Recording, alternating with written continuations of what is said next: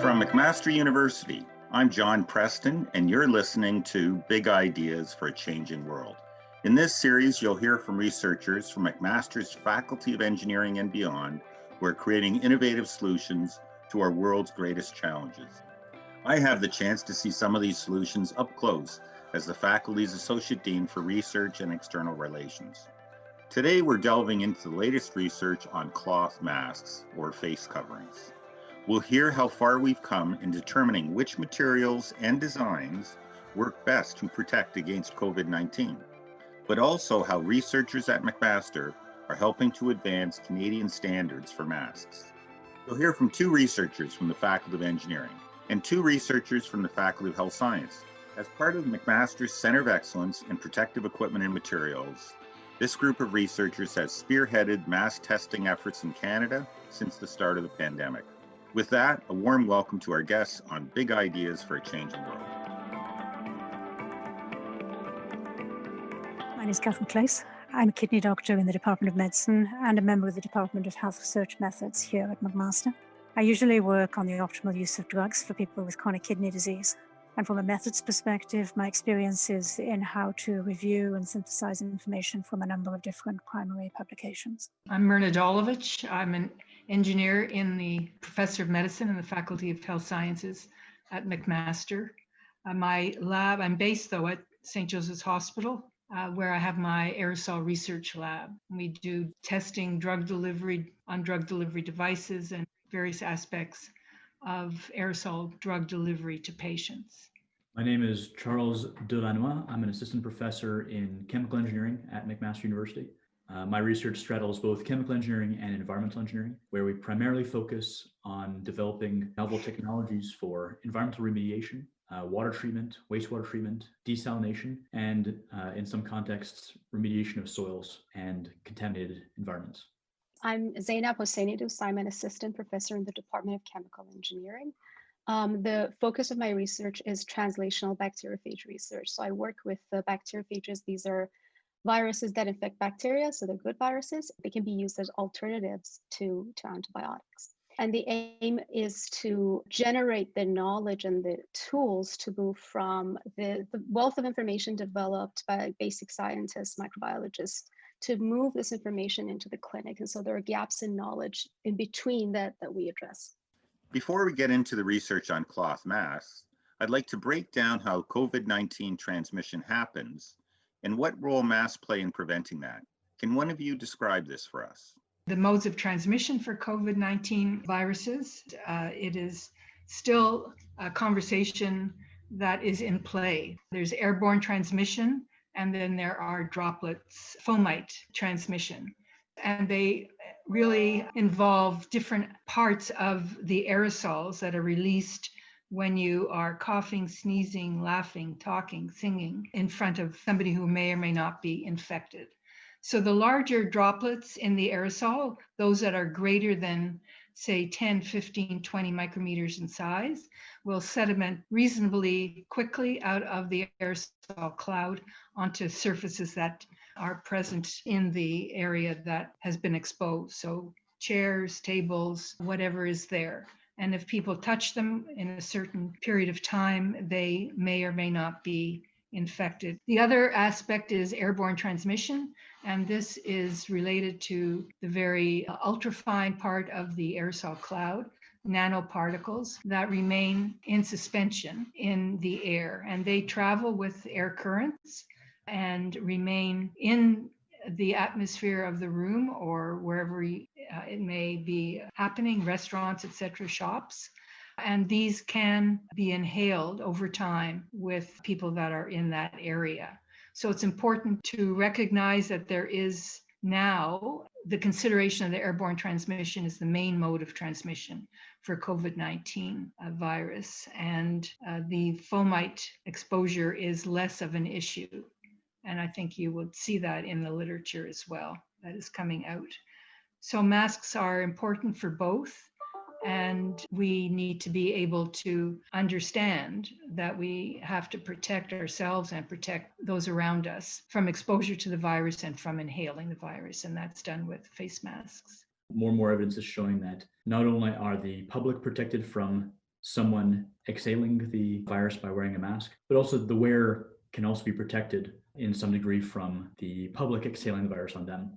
And the way that works is if a virus leaves your nose or your mouth through a sneeze or through a cough, then as Myrna, as Dr. Dulovich mentioned, the viruses are encapsulated in a variety of different sizes of aerosols. So you can have large droplets, you can have small aerosols, which are air carried vapor droplets.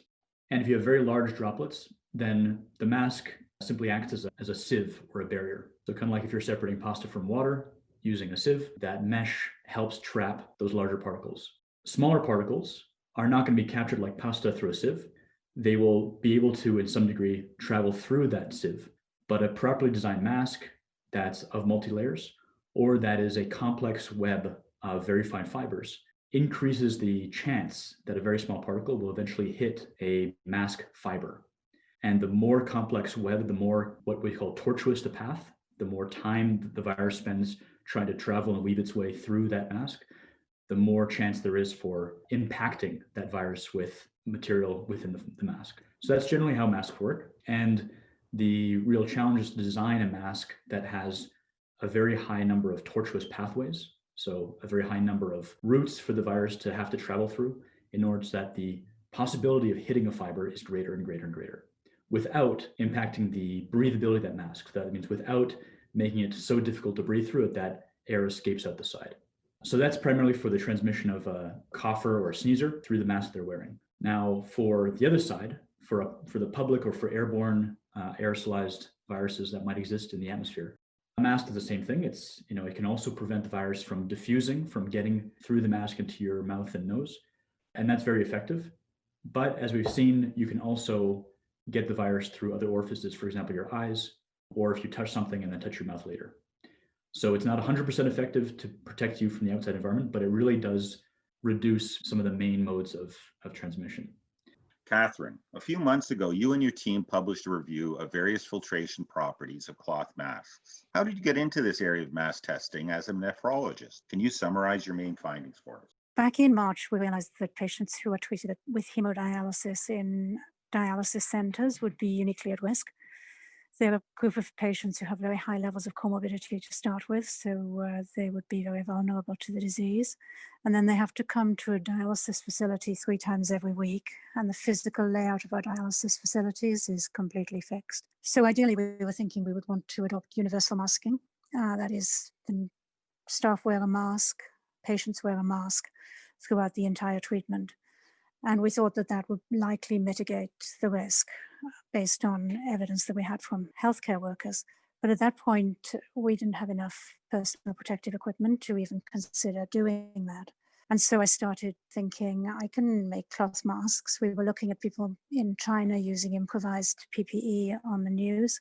And I thought, I can make cloth masks. My church groups, they'll make cloth masks. So I started looking at the papers that everybody was reading at the same time. And then I started digging back into the literature and trying to find everything that had been published comprehensively. And then when we realized that cloth was potentially really useful, at that point, the pandemic or first wave was really out of control. So we put together a group of epidemiologists to write an opinion paper saying that cloth masks should be used in the pandemic, even though we didn't have good evidence from randomized trials to show that they work. So we thought that the balance of the risks and benefits really favored their immediate use. And I met Myrna and she joined that group and we published that paper. Then we went on to summarize in a more formal way all the information that we'd found, which made a very long paper.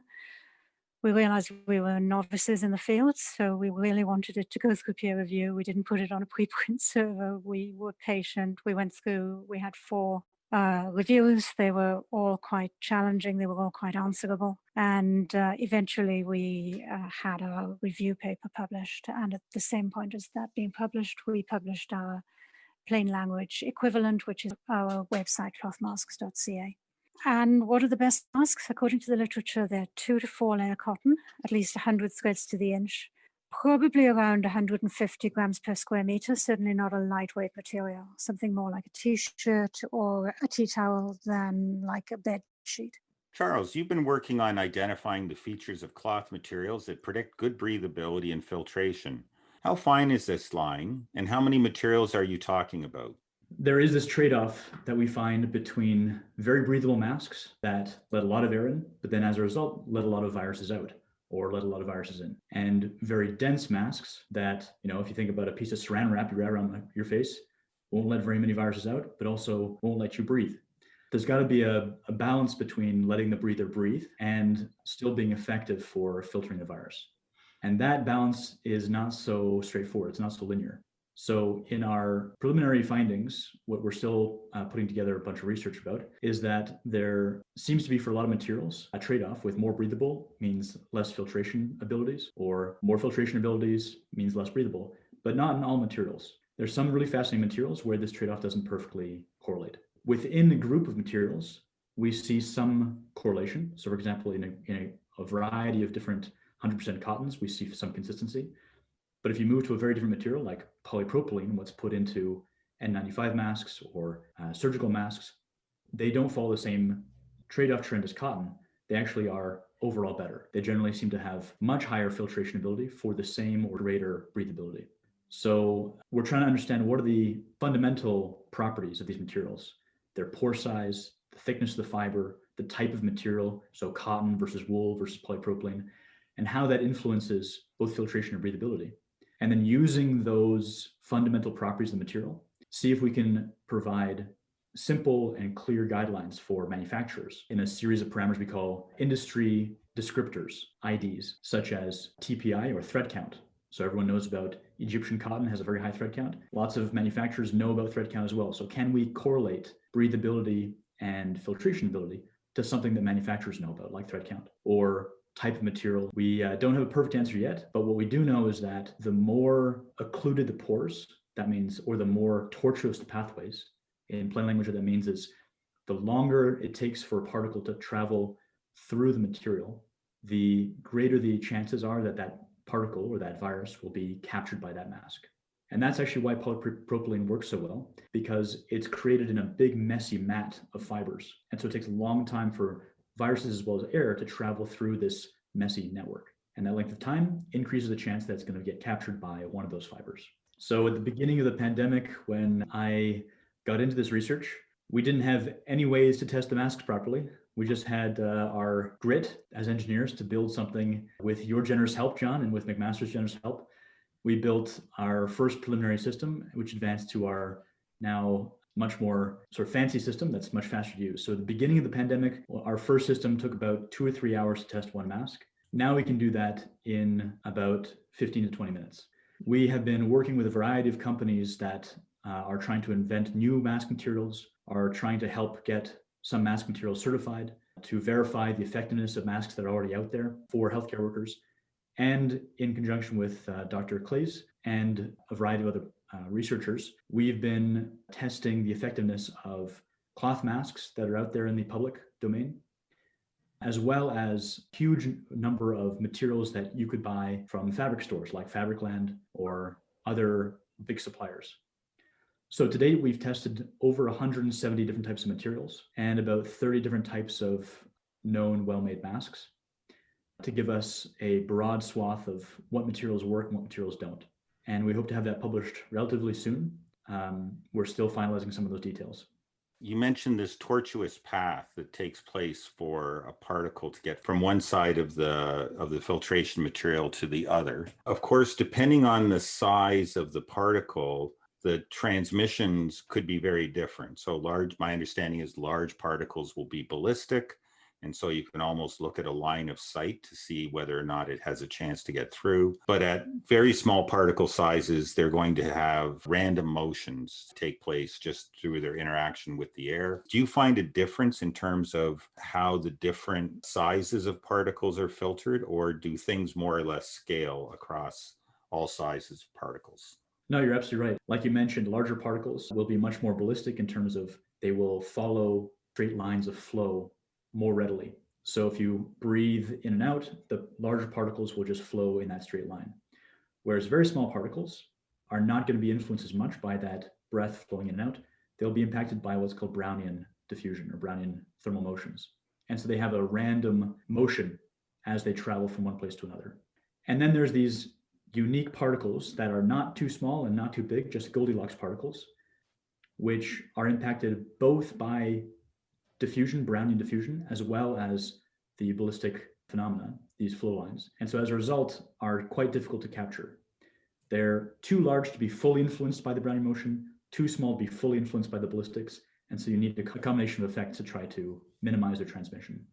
And unfortunately, and probably some evolutionary biologists can speak to this, unfortunately, the coronavirus and its aerosolized form happens to fall quite nicely within this difficult to capture size. And that's why this research is not so obvious. That's why this research is actually interesting and complicated. It's because these particles are particularly difficult to capture and filter. Mirna, you've been key in developing the testing setup to study how aerosols interact with different masks. What does aerosol testing entail, and where are we at now in testing for COVID-19? Well, the setup that's described in the ASTM standard for bacterial filtration efficiency is specific in the equipment that is needed. So it involves cascade impactor, involves a mixing chamber, an aerosol generating device. Those are the main components. But beyond that, and beyond actually identifying the manufacturer of the aerosol generating device, let's say, there's little data on performance.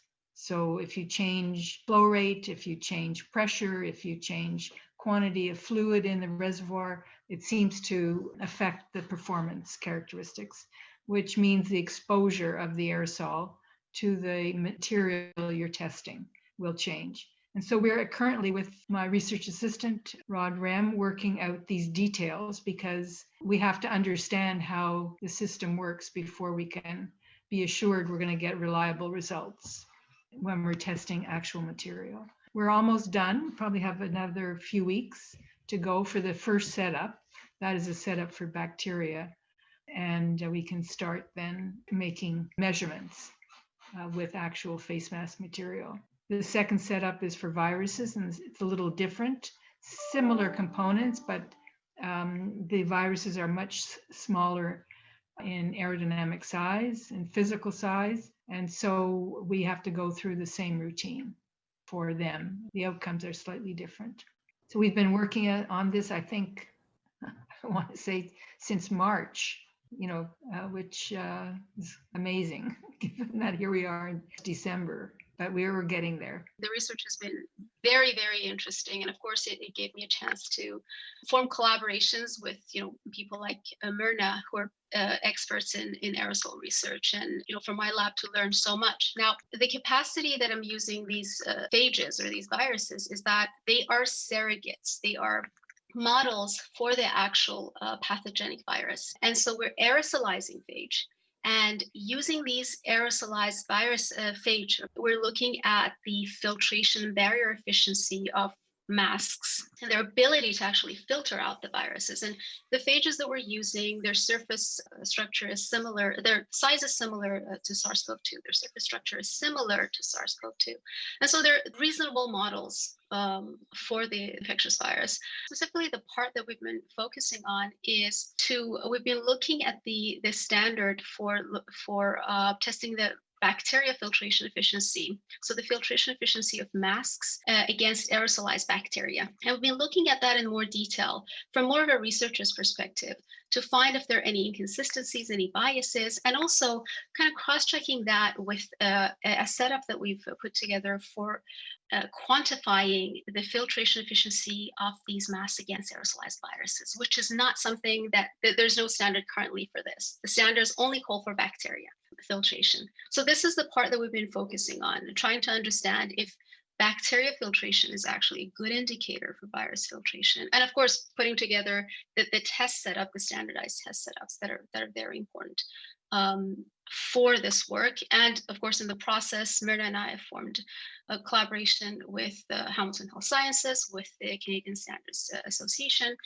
and are working toward generating knowledge that could inform the process of putting together the first national standard for testing these filtration efficiencies, because there is currently no national standard. Okay, so since March, companies have been coming out with cloth masks virtually everywhere you could look. We're now well into, in Canada, this is the second wave of the pandemic. In the United States, they might refer to it as the third wave. Based on the available research, what's the best cloth mask for somebody like myself to use when I'm going grocery shopping, visiting the office, or just going about daily life? So I can answer this in two parts. One is the best masks to wear that you can readily purchase are still those made from polypropylene, non-woven polypropylene. So those often will look like those blue surgical type masks or operation masks that you can purchase. Those, based on the current evidence that's out there, based on our experimentation, those are still very effective. And all masks are better than no mask across the board. But if you want a mask that's going to be the most certain to be effective, those non-woven polypropylenes are going to be a very good choice. Unfortunately, those are disposable. They're not washable. And if you want a reusable mask, then what I'd recommend, and what actually Dr. Tem has recommended, who's the lead physician for Canada, is that you use a 2-layer cloth mask. So usually a pretty good quality cotton with some sort of polypropylene embedded inside. And we recommend that, based on what we've read and based on what we're starting to understand, we recommend a variety of different non-woven polypropylenes, not just those that are destined for N95 or L3 surgical masks, but you can even use a non-woven polypropylene material that could be used in the undersides of couches, chairs, for example, that white fabric that you'll see at the bottom of couches and chairs, or what's used sometimes to stiffen collars or be incorporated into zippers. If you incorporate that into a 2-layer cloth mask, this will make a very effective cloth mask. If you don't have access to that, then I recommend 2 layers of a good sturdy cotton, something you can breathe through, but something that's not as stretchy or fine as a buff, for example. A buff is not a very effective mask. Or a thin shawl or a too porous scarf. These are not very effective. So thank you, Charles. Catherine, you wrote in a piece in The Conversation that imperfect use of imperfect masks can still have an impact on the course of the pandemic. At what rate of use do the masks become beneficial? Do they become less effective the longer you use them? How often should I replace mine? After 10 washes, 30 washes, or can I just continue to use it? If you look at the modeling paper by STAT from very early in the pandemic, you can see that even 25% use of a 25% effective mask has an effect on the basic reproductive number. That's the R number that we have all been tracking so closely. The IHME, that's the Institute for Health Metrics and Evaluation in Seattle, they estimate mask use in Canada at 75% at present. They predict that if we could immediately magically increase that to 95%, we would prevent 6,000 deaths by the end of March 2021. So we still have leverage, we still have room to move the needle on that scale. We need all the leverage we can get, and we need it now, because those same projections show that as things are, if we just carry on with our 75% mask use, we will start seeing ICU and total bed capacity in Canada being exceeded sometime in January. And then the second question about washing your mask, we do hope to have really better answers to that in future, because at the moment the answer is that we really don't know. We think it's probable that the breathability and the filtration properties of masks are changed whenever we wash them, but we don't know how to predict what that change is. It could make things better, it could make things worse. We just don't know. What I would say is that if you have a previously comfortable mask and now it seems hard to breathe through, just consider that maybe its material properties have changed and consider replacing it. Otherwise, what I'm doing, I wash my mask every time I use it, and I'm only replacing them when they're actually failing structurally. And that's the best that we know right now. There is a long-standing train of thought in virology and in the study of pathogens that the inoculum that you get, the dose that you get infected with, affects the severity of the disease. And using epidemiological data that's been accumulating during the pandemic, there is a group of scientists who have proposed that this inoculum dose affecting severity is actually happening in this pandemic, and that mask use and social distancing and all the things that we're doing to try and prevent ourselves from becoming infected are also perhaps having an effect on the severity of infection if we are unfortunate enough to become infected. And I think that that too, it's a hypothesis, it's not proven, but that too gives us some hope. And again, it brings me back to the idea that imperfect use of an imperfect mask is still a very good thing to do. Zainab and Mirna, in your view, what's the biggest public misconception when it comes to masks? Yeah, I think there's a political side to that question. and there is a medical side to that question. I'm not going to go into the politics of it, but I think people have to recognize that masks are effective in blocking transmission of virus particles. It's a two-way effect. So they protect the wearer of the mask, and the wearer of the mask is protecting the person standing in front of them. And I think people have to be more generous with their understanding of helping their neighbor by wearing a mask. It's not forever. I'm hoping, and like everybody, that when the vaccine is proven to be safe and effective, that will put a major stop to transmission. And perhaps we won't need to be wearing masks every day. But it is an important part of this puzzle that mask wearing is effective and should be adhered to. I also think that we have to recognize that there are masks for the public, and these are cloth masks, and there are masks for healthcare workers, and those definitely are of a different quality of construction and protection. And there are still the same issues about wearability and reuse when cleaned and sterilized exist.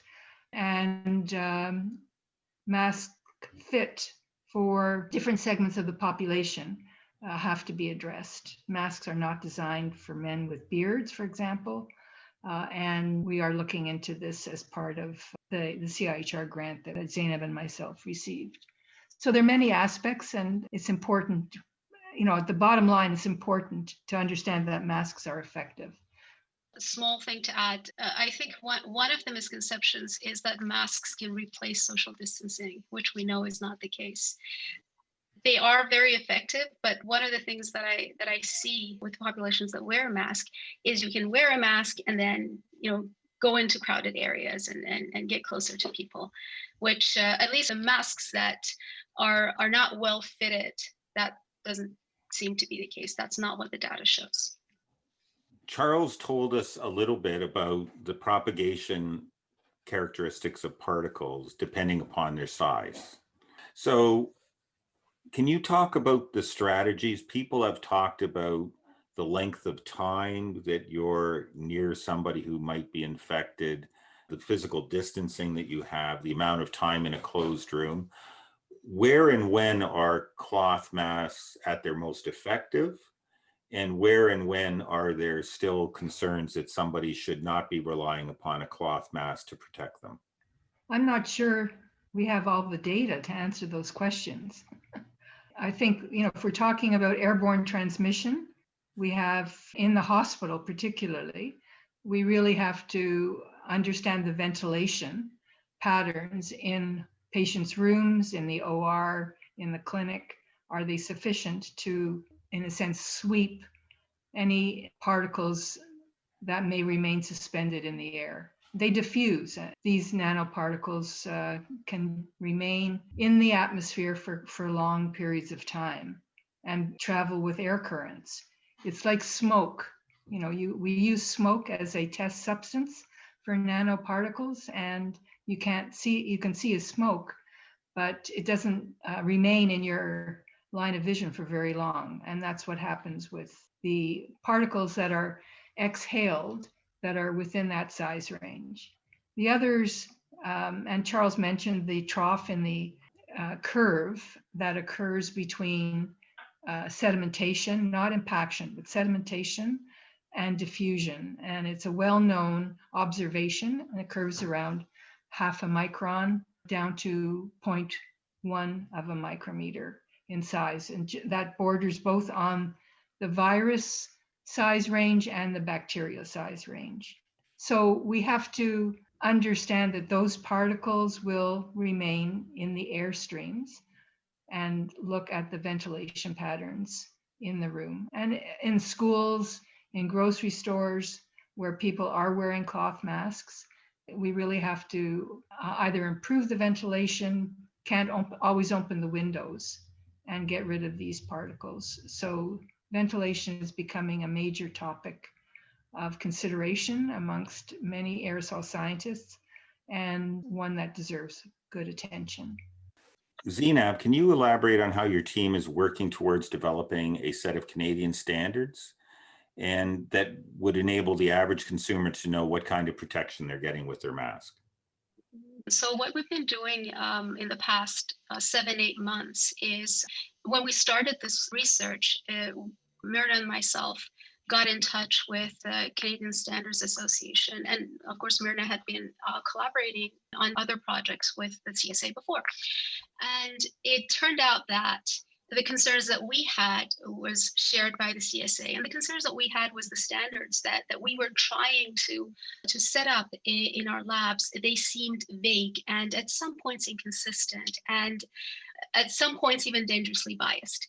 And so it turned out that the companies that we talked to shared the same concern. It turns out that the CSA has been hearing this from companies all along.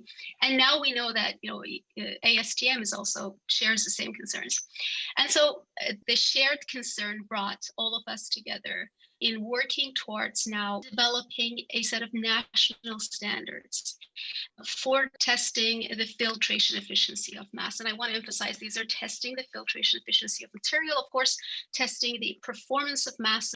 The standards had not been updated for a long time. They'd been revised, but not fundamentally updated for a long time. And this was a concern that everybody had. It's just that the pandemic mercilessly exposed this shortcoming.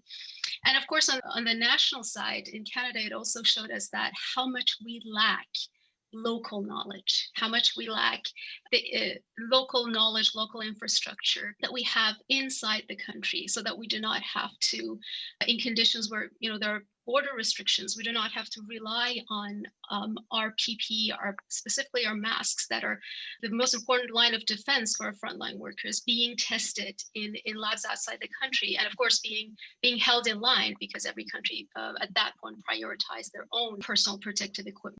That's really the concern that everybody had at that point. And 7, 8 months down the road, this is really, the work is coming together. And we're sharing, so we're meeting with CSA regularly, Myrna and myself, we're sharing the findings, we're having discussions with them about what is it that they would like to see from the research side. Because of course, there's a lot of non-academic work that needs to be done for standard development. We are sharing what we can bring to the table from the research perspective. And of course, being part of the discussion there is good, and it's exciting for McMaster to be part of that discussion. The biggest thing that I'm hearing about from my knowledge users and from my stakeholders is about standards. Eloquently about what's happening with standards and the interest that the CSA has in upgrading the standards that apply to personal protective equipment. But what we're also hearing is that that level of enthusiasm may not translate into cloth masks. So what I'm going to prioritize next is starting that conversation with CSA and trying to communicate to them what I'm hearing from industry, which is that they feel it's not really fair that when they put in effort and they have materials tested and they try very hard to make a better mask, they're not allowed to make any claims around that. And of course, at the moment, with no standards, no claims should be made. Claims should only be made for things that are medical devices, and cloth masks are not medical devices. But other countries have already standards in place. The US, at the ASTM, we know that they are working on creating standards for what they're going to call barrier masks, which is these cloth community masks. And that will become a de facto Canadian standard in the way that Zainab explained. The ASTM standards are our de facto Canadian standard right now for PPE, unless we do something. And I think that Canadian scientists and Canadian industry really should have a voice in setting Canadian standards for cloth masks. So that's my next priority. I think interdisciplinarity of this whole project has its challenges, but the rewards are just huge. I was summarizing all this information with my epidemiology friends, and then I reached out to Myrna, and she took me seriously, and we wrote things together. And then she introduced me to Zainab and Charles and all the other amazing engineers. And since then, Darren Lawless has been instrumental in helping me to form a consortium called the Cloth Mask Knowledge Exchange, which is a stakeholder group. Everyone I've contacted has been so helpful and so glad to be involved. So it's COVID, and maybe people are more altruistic than usual, but I think my lesson learned is to write directly to people whose opinion I need. And I've just been amazed at how much people want to cooperate. And to my mind, this is how science should be done. Myrna, what's been the most exciting part of the last 8 months for you in your research lab? Well, I think it's being enmeshed in this area of research, investigating mask performance. I do want to reiterate that there are two aspects. There are masks for healthcare workers in the hospitals and masks for the public, which are cloth masks. The considerations are similar but different. The test methods are similar but different. And I think industry at the moment is involved in manufacturing for healthcare workers, hospital workers around the world, and the public and other manufacturers are caught up in manufacturing and designing cloth masks for public use. So I mean, it's been, in terms of my research, it's been a different aspect, but the techniques are similar, and it's exciting to see this evolve. And tools for manufacturers in Canada will be improved with a standard for that they can follow, and whether that would morph into a standard for other materials is unknown at this point. So it's an exciting area of research that I've been involved with, and hopefully we'll come up with some good answers fairly soon that will benefit, both the manufacturing community and the public. Excellent. Charles, Zainab, you both pivoted your research priorities in March to focus on mass testing. Can you comment on the pace of this work, and how is your research going to change once the vaccine is widely distributed and things evolve back to normal? Once the vaccine is distributed, that's really not the end of this research. I can speak for myself. I'm just getting started. I'm sure Charles is the same. This is a very exciting area of research. And the more you delve in, the more you realize how many questions are unanswered. And it's been largely, I'd say from the research perspective, it's been largely neglected, to my surprise. Of course, when it comes to aerosol science, there are so many other pressing questions that at the time probably needed to be answered. But once we find ourselves in the middle of a pandemic, then we realize how important it is to focus on some of the more neglected areas that might have not been as pressing. When it comes to aerosolized bacteria and aerosolized viruses and how different materials respond to these aerosols, I think it really tied into one of my research interests, which was to use these aerosols for inhalable delivery of bacteria and viruses, which I think my research could eventually morph into that. We have 2 meetings every week, just Myrna and myself and the entire team of brilliant technicians and students that are working on this. And it always goes over time. There's so much to discuss. I've been really impressed by how fast people like Zainab and other researchers that were not related to this field have quickly adapted.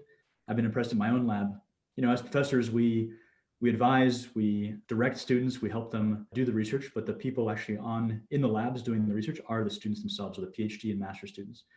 And I've been really amazed at how quickly those students have adapted, have rapidly learned new techniques, have rapidly learned the literature. And this is going to be a substantial piece of my research going forward, because this is not the last pandemic. We're going to have other diseases, other viruses impact us. And the other side of that is that not only do we need to develop ways to protect ourselves until the next vaccine comes around for the next pandemic, but we have to recognize that the materials that we're currently dealing with are materials that were basically developed and optimized in the 1970s. And most of the focus has been on lowering costs. So we spend however many hundreds of thousands or millions of dollars training doctors so that we can put them in hospitals with 30-cent pieces of fabric over their faces. And I think there are ways to improve on that design, ways to make them antiviral, for example, or antibacterial, make them adaptive, tailor these materials for even more dangerous situations, for example, in hazardous waste sites or hazardous biological areas, and understand the material properties that will enable us to expand the scope and ability of these masks to a variety of different dangerous scenarios. I can only encourage that, Charles. And the other area are filters used in hospitals, in the ICU, in dentist offices. They need to upgrade it. That they work, the ones that are there work, but I think we need to get the technology to really make them 22nd century filters. Yeah, and make them reusable, understand how cleaning impacts them, how to make them resistant to challenging cleaning environments, how to make them made from reusable or sustainable materials rather than materials that become hazardous waste, which you have to dispose of. Make these adaptive smart materials that can actually not just filter the disease or filter the virus, but actually detect if that virus is there and then perhaps inactivate it. I think these are the exciting future generations of masks and filters and separation media that us as researchers can really advance.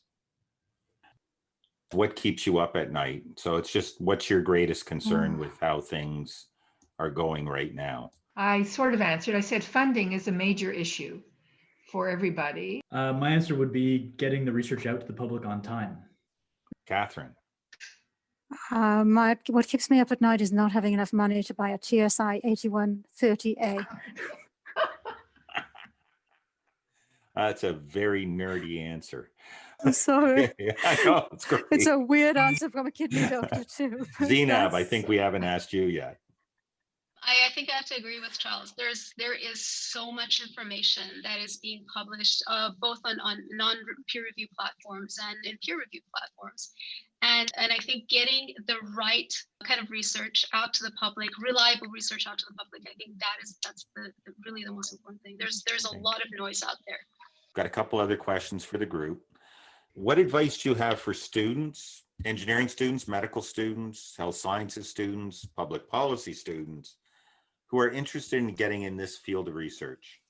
There's a lot to learn, and you can't rush the development of a research program. So depends on what kind of student you're talking to. Medical students are different from public policy students, obviously, and health sciences students.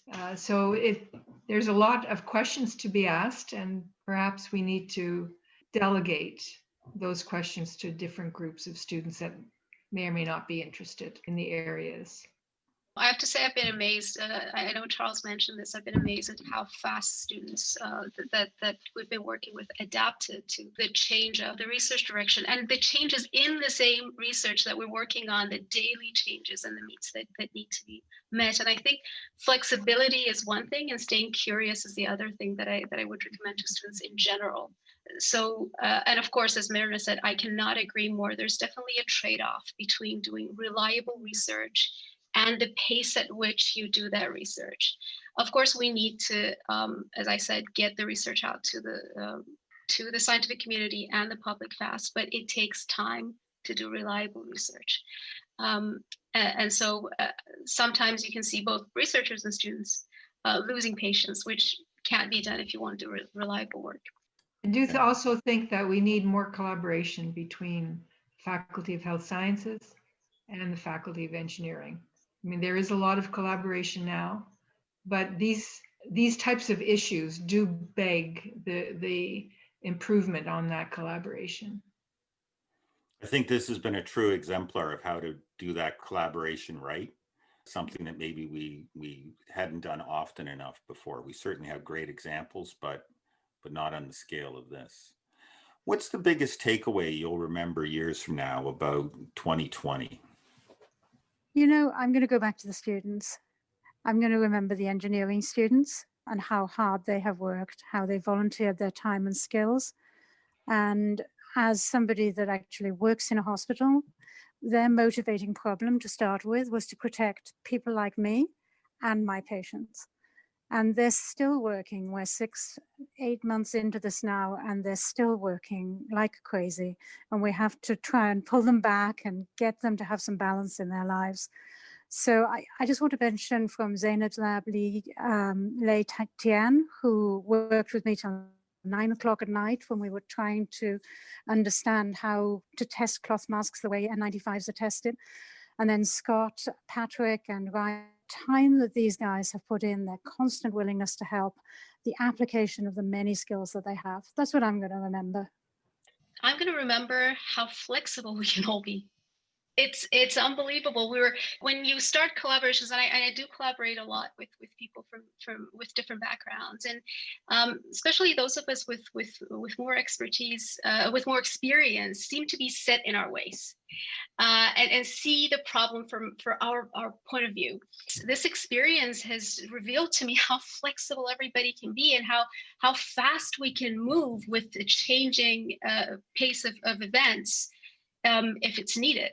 So it's a model to keep in mind, and how well we can adapt to understand the same problem from the other person's point of view.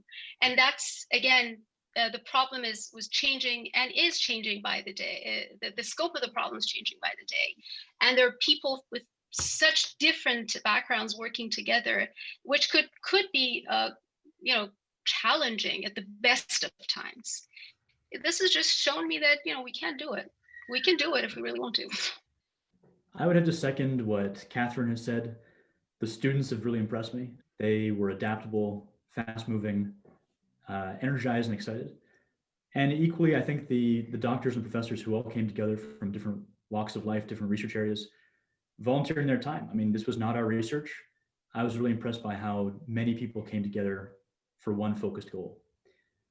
So I think it's the merger of multiple different disciplines. And also, even under very stressful circumstances, under long hours of working, how the respect for each other, the respect for each other's expertise, and the respect for the scientific process really shone through consistently. And that really will help develop better methodologies, better technologies, and safer responses to disaster. One thing that we're doing in health research consistently now is involving patients in research, not as participants, but as actual members of the research team, informing the research, helping to direct the research, helping the research to be on the right questions and done in a respectful way that's actually going to be feasible and work for patients who might have to participate. And I think this research is no different. So I'm looking for patient partners to help with research. I think those could be any members of the non-scientific community, but I'm particularly thinking about patient partners, because I think people who are living with chronic diseases or who are caregivers for people who live with chronic diseases have unique insights and motivation. So I have reached out to my kidney community and the CanSolve collaboration, which is a CIHR-funded national group. And I'm talking to them, and I'm talking to the Indigenous patient circle within CanSolve in the hope that I can find patient partners, and specifically Indigenous patient partners. We'd really like to really plug our website, a website that Dr. Catherine Clace has put together called clothmasks.ca. If you go onto that website, you can find all about the latest research, the latest published research about how effective different cloth masks are, what are the most beneficial techniques for making masks, and what are the recommendations from a variety of health systems. So this is a very important website for people that want information about their masks, as well as to read our new publicly facing piece on The Conversation, which was released today, about recommendations using polypropylene and how that aligns with the Government of Canada and Health Canada's recommendations for masks. So go to these websites, clothmasks.ca and The Conversation, which will help you get more informed about the best practices for masks. Thanks for listening to this episode of Big Ideas for a Changing World. This show was produced by Jesse Park and edited by Dan Kim of the Faculty of Engineering. If you enjoyed the show, be sure to leave a review on Apple Podcast or let us know your thoughts on social media. We're at McMaster Engineering on Twitter, Instagram, and Facebook. See you next time.